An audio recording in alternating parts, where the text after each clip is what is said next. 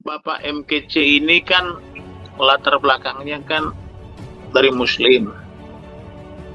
Ayahnya seorang kiai, yaitu salah satu pemilik masjid di kampungnya. Pak KC ini juga murid daripada pondok pesantren, di mana dia nyantri di tempat kerabatnya.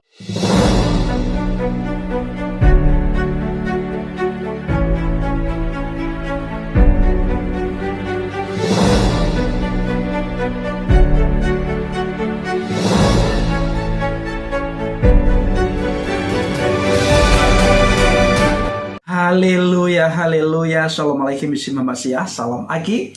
Aku kabarkan Injil keselamatan. Bapak Ibu Nusi Tuhan, ketemu lagi dengan saya Evangelis Avraham Effendi Usman. Bagaimana kabar Bapak Ibu semua? Tentunya luar biasa. Nah saudaraku, para pencinta channel Paget, di dalam sebuah firman Tuhan dikatakan, satu orang bertobat maka seluruh isi rumahnya akan diselamatkan.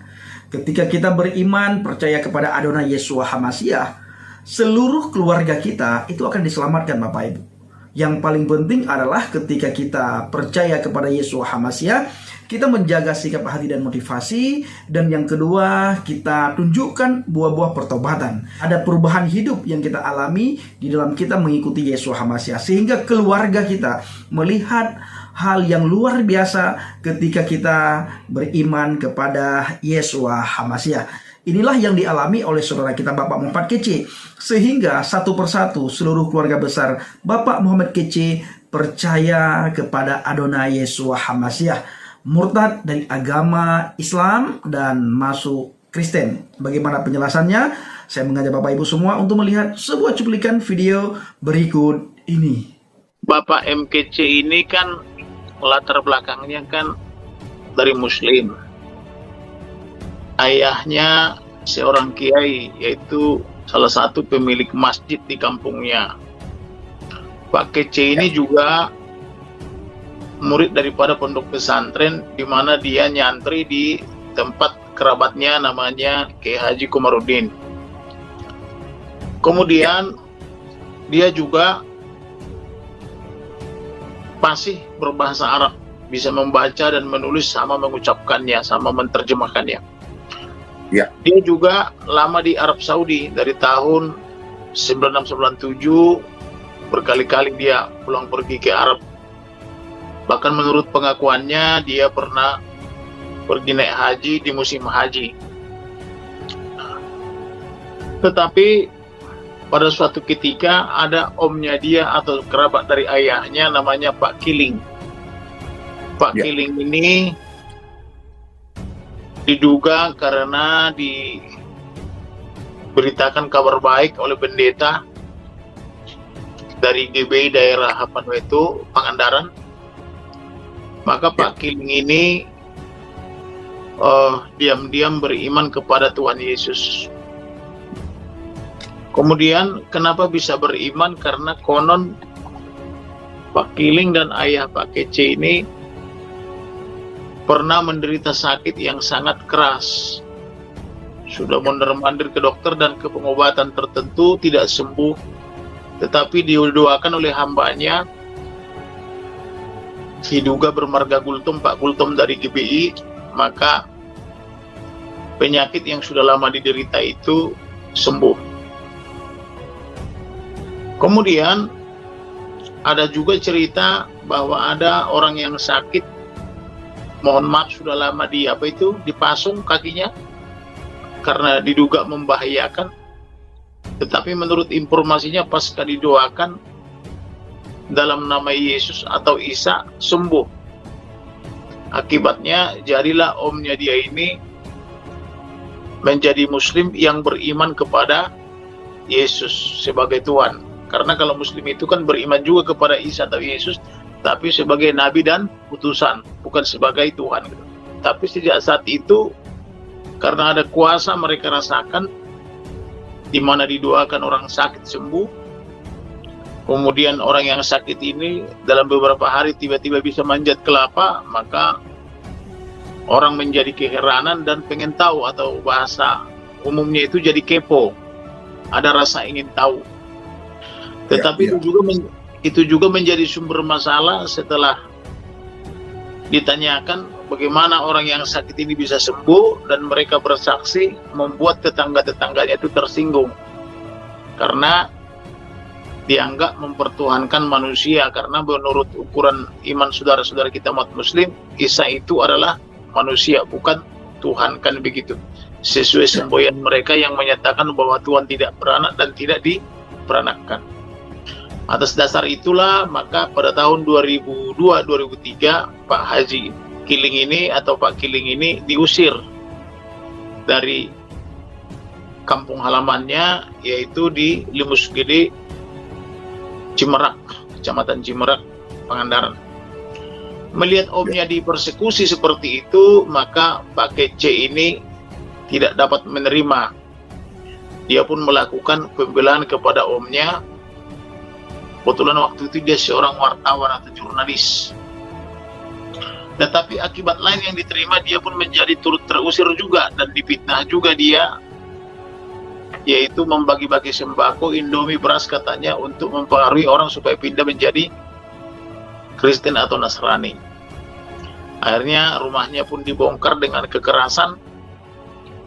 Dia pun diselamatkan oleh camat. Sejak saat itu tahun 2002 dia tidak bisa pulang lagi. Akan tetapi pada tahun 2014 dia bertemu dengan hambanya para pendeta dari GBI. Dia pun menjadi bertobat. Tadinya tidak percaya Yesus, MKC ini pada 2014 dibaptis di GBI. Nah, kemudian sejak dia dibaptis, dia pun sering diundang untuk bersaksi di beberapa gereja, mulai dari Cikarang, Bekasi Kabupaten, Bekasi Kota, Jakarta Timur, Cempaka Putih, kemudian di Tangerang, Jakarta Barat, kemudian di mall, di hotel, hingga ke Bali sampai ke Lampung. Dia pun mendapat surat penugasan untuk penginjilan. Dia ada pengerja, 2 pengerja, ada juga sertifikasi berupa pendidikan non formal yang dia ikuti, sehingga dia dapat beberapa sertifikasi bersama istrinya, ada SOM 100, 200 atau KOM 100, 200. Awal dia menerima Yesus sebagai Tuhan, dia juga hampir bercerai karena istrinya masih di Arab. Sepulang istrinya dari Arab mengetahui dia sudah dibaptis 2014, istrinya sempat tidak menerima karena istrinya juga seorang ibu haji, sudah 3 kali naik haji. Karena keluarga daripada ibu itu juga maupun keluarga daripada Pak Kacek kan masih Muslim tulen. Ya. Nah, kemudian semakin banyaklah keluarganya, termasuk anaknya juga menerima Yesus secara diam-diam. Jadi mereka beriman kepada Yesus tetapi tetap tampilan sebagai Muslim. Misalnya tetap berkerudung atau tetap menampilkan diri sebagai Muslim, karena di daerah tempat mereka itu belum bisa menerima adanya perbedaan agama, dan itu diterangkan oleh saksi-saksi juga. Ketika saya minta keterangan dari berapa puluh orang yang berasal dari Cimerak, mereka memang terang-terangan mengatakan bahwa di kampung kami itu belum bisa beragama selain Muslim, kan begitu. Itu sebabnya juga di pengadilan Pak Kacek memohon maaf kepada Ketua MUI, dalam hal ini kepada Bapak Dr. Khalil Nafis, kemudian kepada Bapak Dr. Ain Jainuddin dari NU, kemudian kepada Bapak Kiai Haji Otong dari Pangandaran. Dia meminta izin, saya mau pulang, sudah rindu kampung halaman, tidak bisa pulang sejak 2002 sampai 2022, artinya sudah 20 tahun. Saya rindu pulang tapi dengan kondisi sudah beriman kepada Yesus gitu loh. Dan pada akhirnya Bapak Dr. Ketua MUI Khalil Nafis maupun Bapak Dr. Ain Jainuddin maupun Pak Haji Otong pada akhirnya silakan karena hak setiap orang untuk beragama dan beribadah. Ya.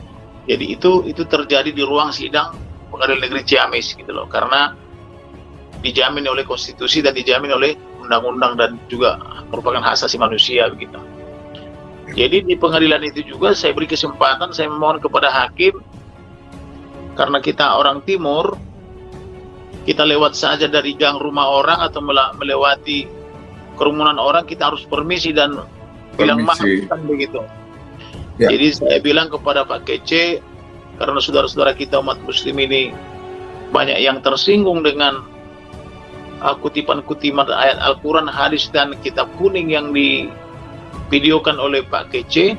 Walaupun tujuannya baik, tapi karena saudara kita tersinggung, ada baiknya juga menyampaikan permohonan maaf, kan begitu. Ya, sangat luar biasa sekali ya. Muhammad Kece dapat membawa terang, membawa Injil kepada seluruh keluarganya dengan cerita yang disampaikan oleh pengacara dari Muhammad Kece, yaitu Bapak Kamarudin Simanjuntak, menceritakan bagaimana Muhammad Kece ini membawa seluruh keluarganya menjadi percaya kepada Tuhan Yesus, yang walaupun secara diam-diam mereka masih ber-KTP Islam, lalu juga masih mengenakan aksesoris Islam, karena di tempat mereka belum bisa diterima orang-orang Kristen. Padahal kan undang-undang mengatur itu, orang bebas memeluk agama dan kepercayaannya sesuai dengan apa yang diyakini. Ya, sepanjang dia meyakini agama yang diakui oleh pemerintah, maka itu sah. Ya, jadi ada suatu masalah di sini, di mana orang itu tidak boleh mengenakan aksesoris Kristen di tempat mayoritas Kristen. Nah, itu sebabnya Muhammad Kece ini dan keluarganya masih mengenakan aksesoris Islam ya. Tetapi walaupun demikian, Tuhan tidak memperhatikan atau tidak melihat dan menilai aksesoris yang digunakan oleh seseorang, tetapi Tuhan menilai hati, dan ketika kita percaya kepadanya, Dia menyelamatkan kita ya. Karena Alkitab menjelaskan itu, setiap orang yang percaya kepadanya tidak binasa, melainkan beroleh hidup yang kekal. Bukan persoalan pakaiannya berkopiah lalu juga berjilbab lalu aksesorisnya aksesoris agama tertentu tidak demikian, tetapi Tuhan melihat setiap hati kita, apakah kita sudah mengikuti Yesus. Jadi bukan mengikuti Yesus itu bukan dari aksesorisnya, tetapi dari hati kita dan keteladanan hidup kita bagi orang lain.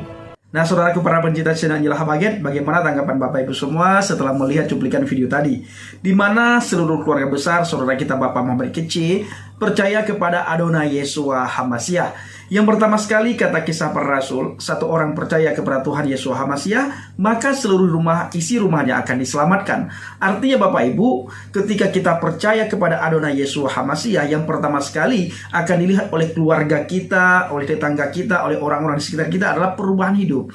Apakah ada perubahan hidup yang kita alami setelah kita mengikut HaMashiach, atau justru kita semakin parah hidup?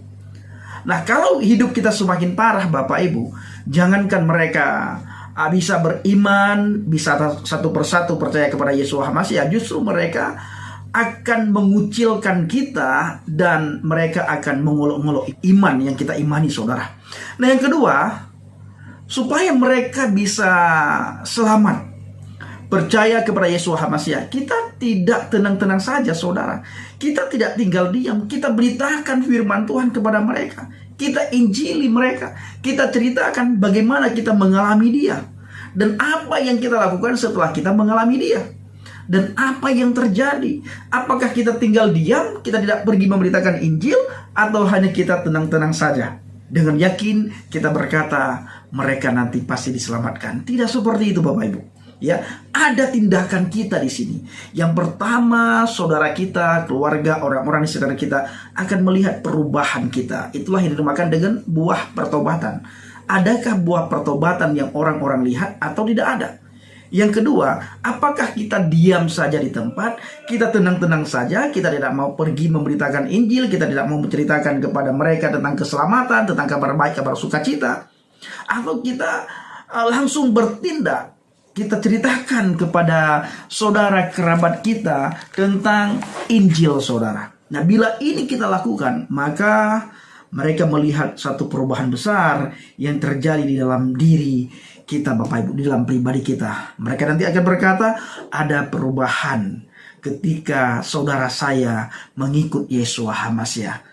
Ketika dia masuk Kristen, dia menjadi orang Kristen, hidupnya tenang, hidupnya damai, hidupnya penuh dengan sukacita, tidak ada lagi rasa was-was, tidak ada lagi rasa takut, tidak ada lagi rasa gelisah. Wajahnya selalu ceria, selalu cerah. Ini kenapa? Akhirnya mereka saudara melihat perubahan yang luar biasa, dan pada akhirnya mereka akan mendengar apa yang kita beritakan kepada mereka, apa yang kita sampaikan, yaitu kabar baik, kabar sukacita, Injil Kerajaan Surga. Yesus berkata, akulah jalan, kebenaran, dan hidup. La ahadan yadhabu ilal abi illal bi. Tidak ada satu orang pun yang bisa datang kepada Bapa kalau tidak melalui aku. Saudaraku para pencinta channel Injil Habaget, kiranya video singkat ini menjadi berkat bagi kita semuanya. Assalamualaikum bishim Hamasiah, salam aki. Aku kabarkan Injil keselamatan. Bapak Yahweh bishim Adonai Yesus Hamasiah, Waruah Kodes memberkati kita semua. Haleluya, amin, salam bertandin. Saya mengucapkan terima kasih kepada Bapak Ibu yang selalu mendukung penginjilan Habaget, baik melalui doa, dana, motivasi, maupun support saudara untuk Habaget. Terus dukung dalam doa, dan bawa Habaget dalam doa syafaat saudara, agar orang-orang di sekitar kita menerima Injil, kabar baik yang kita sampaikan, dan Indonesia dipenuhi dengan kemuliaan Tuhan. Shalom Tuhan turun di atas bangsa dan negara kita, dan hujan pertobatan terjadi di bangsa Indonesia ini. Terima kasih.